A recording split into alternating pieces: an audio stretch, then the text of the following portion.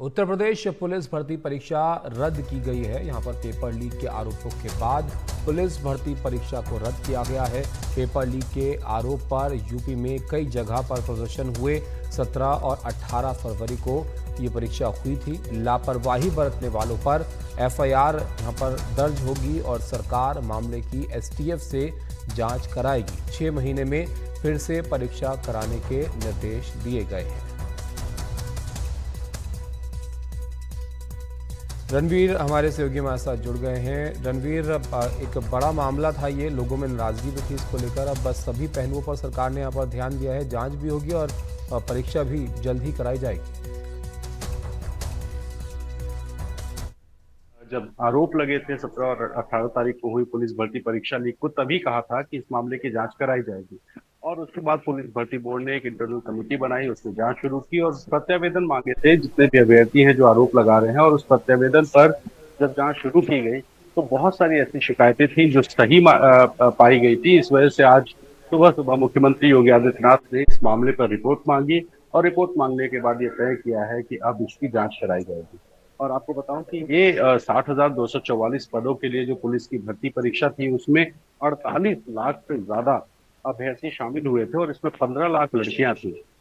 2 दिन तक 4 पालियों में परीक्षा कराई गई और 17 और 18 तारीख को जो सेकंड शिफ्ट का एग्जाम था, दोनों शिफ्ट में जो क्वेश्चंस आए थे वो क्वेश्चंस व्हाट्सएप पर कई जगह ऐसे दिखाई दिए जो कि परीक्षा में आए सवालों से मैच कर रहे थे। और इसी वजह से जांच को आगे बढ़ाया गया और जांच जब की गई है तो प्रारंभिक स्तर पर कुछ गड़बड़ी पाई गई है और इस वजह से मुख्यमंत्री योगी आदित्यनाथ के आदेश पर जो परीक्षा है उसको रद्द करके जांच आगे बढ़ाने को कहा गया है। एसटीएफ भी और यूपी पुलिस भी इस पूरे मामले की जांच करेगी और इस मामले में जो कुछ ऐसे कोचिंग सेंटर्स हैं जिनका नाम आ रहा है जो इस पूरी परीक्षा के लीक मामले में दोषी हो सकते हैं, और ऐसे में जो एसटीएफ और यूपी पुलिस है दोनों मिलकर के जांच करेगी। जो दोषी हैं उनके बारे में पता किया जाएगा, एफआईआर की जाएगी, कार्रवाई होगी और 6 महीने के अंदर यूपी में फिर से जो 60,244 पद हैं उनके लिए परीक्षा की जाएगी। और आपको बताएं कि जब से इस परीक्षा को लेकर के आरोप लगे थे तब से ही जो अभ्यर्थी हैं वो अलग अलग जगहों पर, लखनऊ इंडो गार्डन में, प्रयागराज में और अलग अलग शहरों में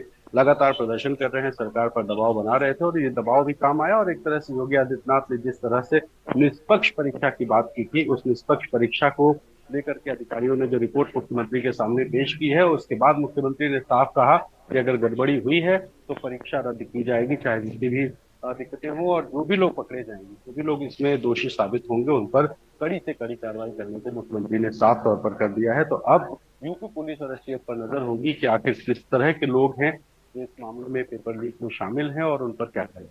जी, बहुत शुक्रिया रणवीर आपका इस सब जानकारी के लिए। तो मामले को देखा भी जाएगा, यहाँ पर जांच भी होगी और जल्द ही परीक्षा दोबारा से करवाने के लिए भी यहाँ पर 6 महीने में फिर से परीक्षा कराने के निर्देश यहाँ पर दिए गए हैं। लेकिन इसको लेकर फैसले के बाद मुख्यमंत्री योगी आदित्यनाथ ने ट्वीट भी किया है। उन्होंने लिखा है कि यूपी पुलिस आरक्षी नागरिक पुलिस के पदों पर चयन के लिए आयोजित परीक्षा 2023 को निरस्त करने तथा आगामी 6 माह के भीतर ही पुनः परीक्षा कराने के आदेश दिए हैं। परीक्षाओं की शुचिता से कोई समझौता नहीं किया जा सकता। युवाओं की मेहनत के साथ खिलवाड़ करने वाले किसी भी दशा में बख्शे नहीं जाएंगे। ऐसे अराजक तत्वों के खिलाफ कठोरतम कार्रवाई होनी तय है।